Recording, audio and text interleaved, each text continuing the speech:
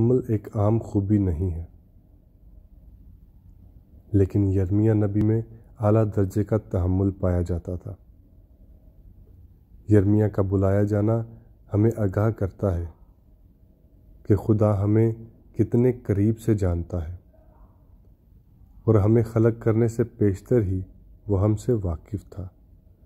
ہمارے بدن کی تشکیل کے مرحلے میں ہی اس نے ہماری زندگیوں کے مقاصد واضح کیے۔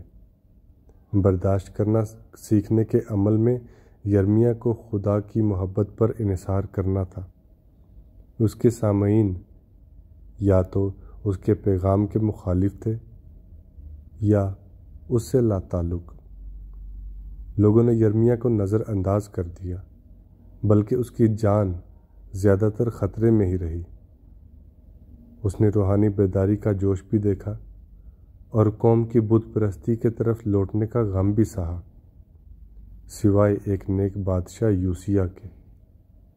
اس نے مسلسل ایسے بادشاہوں کو دیکھا جنہوں نے اس کی تنبیہات نظر انداز کرتے ہوئے لوگوں کو خدا سے دور ہی رکھا۔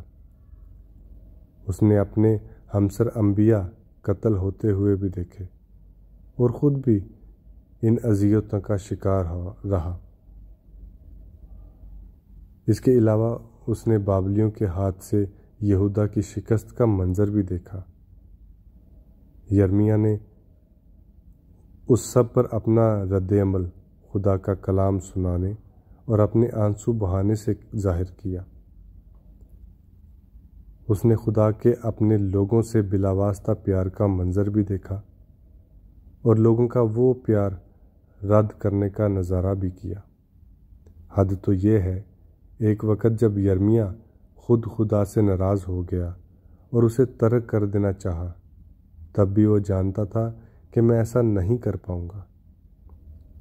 خدا نے اسے بلایا تھا کہ وہ برداشت کرنا سیکھے، اگرچہ اس نے شدت سے اپنے جذبات کا اظہار کیا، لیکن ان جذبات سے کہیں آگے کے منظر خدا کے عدالت کرنے اور بعد ازاں رحم دکھانے کو بھی دیکھا۔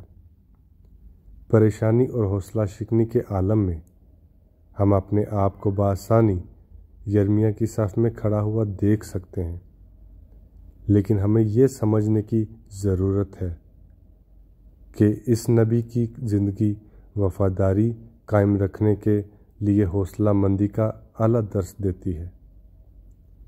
ضروری نہیں کہ اکثریت کی رائے ہی خدا کی مرضی ہو۔ اگرچہ گناہ کی سزا شدید ہوتی ہے، تاہم خدا کا رحم امید دلاتا ہے۔ خدا حقیقی عبادت کی روح سے خالی اور رسمی رواجی پرستش قبول نہیں کرتا۔ خدا کی خدمت زمینی زندگی میں تحفظ کی ضامن نہیں ہے۔ آمین۔